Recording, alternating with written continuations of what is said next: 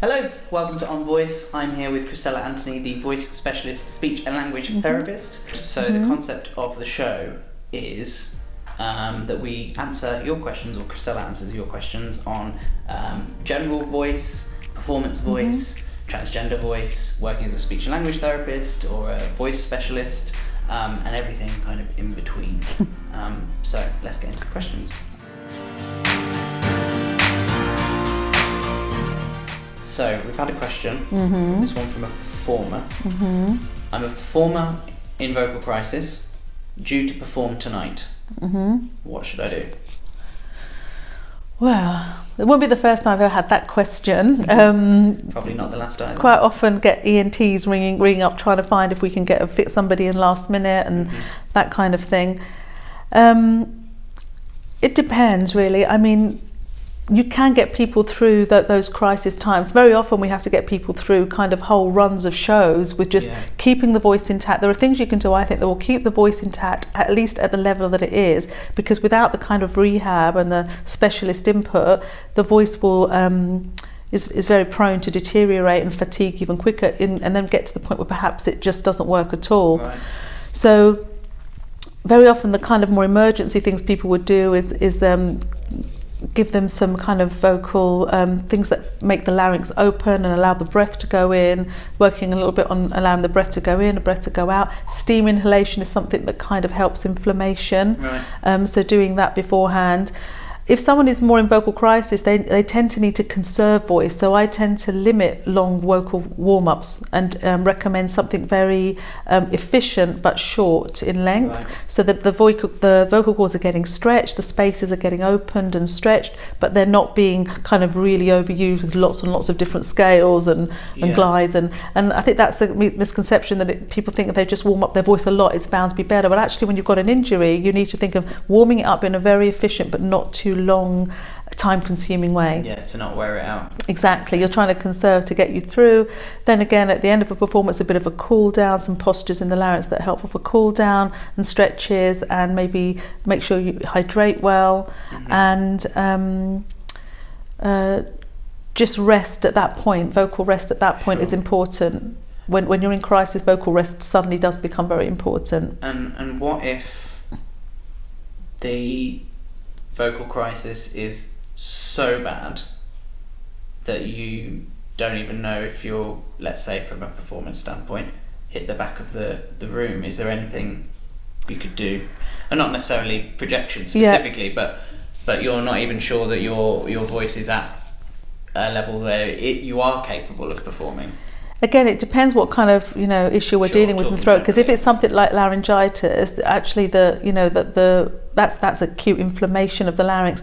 Usually, it's advisable for the person not to perform at all, because in that state, your vocal cords are very inflamed and fat, so they're going to be very limited in range. And by the end of that night, definitely your voice will probably disappear. If it's something like that, that's due to infection or virus. But if it's the voice has got fatigue because it's been used a long time, or you've got a little bit of a cold on top, or that kind of thing. I think just learning to use the voice differently to make sure that the placement is very forward in the face. You're speaking more forward rather than like having any voice kind of sitting on the throat like that. So where you place your voice is very important, and beyond that, how you project your voice. Again, my method is not to rely on breath support for that, but to rely on kind of what you do with your vocal tract. You can make the sound brighter by just changing things in your vocal tract, as I'm trying to demonstrate now.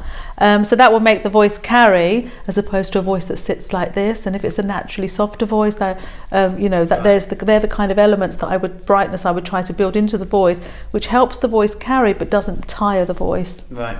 So focusing on gender, what effect, we talked about hormones last week, I think it was, specifically estrogen hormone. What effect does estrogen hormone therapy have on the voice? So estrogen hormone therapy given to people transitioning into female will not have any effect on the vocal cords or the vocal tract. So that's a bit of a disappointment to most people, because they really hope, and it's understandable why you would hope, that it would help, make the voice higher or a bit lighter. But unfortunately, it just doesn't have that effect. Right. So that's why trans women are really dependent on either just, you know, having voice therapy if they want to change their voice or work on it, or just you know, modifying their own voice or living with the voice they have. It really depends, because some people don't want to work on their voice at all, but obviously the vast majority of people who come to see me are very keen to make some modifications to their voice. So voice therapy is really the thing that you're stuck with, because there are voice surgeries, of course, but that's probably a question for another time. But generally the kind of general advice is always try therapy first. Right, okay. So SLTs then. I had a question here from an SLT.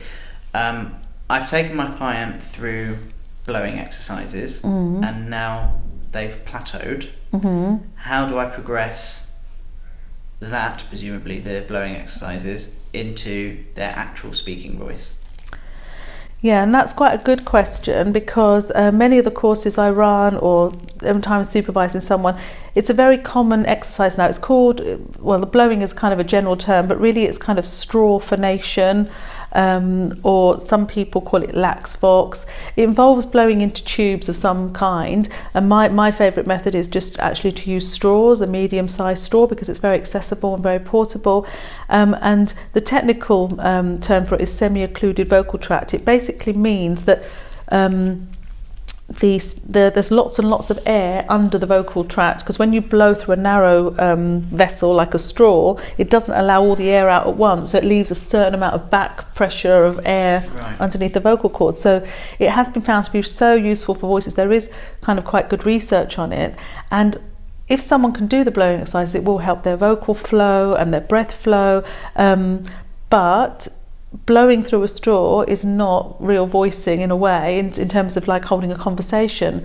So and sometimes people do the blowing exercises, think that the voice sounds better, and then might be prone to kind of ending the therapy there. But it's always with us having to think about what the person's actual spoken voice is like and their habits.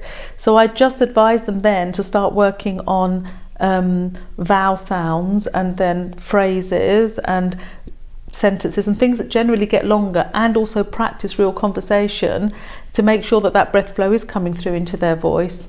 Right. So it'd be more specific exercises like that, and also adopting other things that are good for voicing, like placing the voice very forward and not constricting. Lovely. Thanks for watching. If you do want to follow Christella, you can follow her on Twitter at Christella Voice, or on Instagram at Christella Anthony, or Facebook at Christella Anthony Voice. Probably combine all those together into one simple one. And also don't forget to like and subscribe to the channel. Thanks very much. Bye.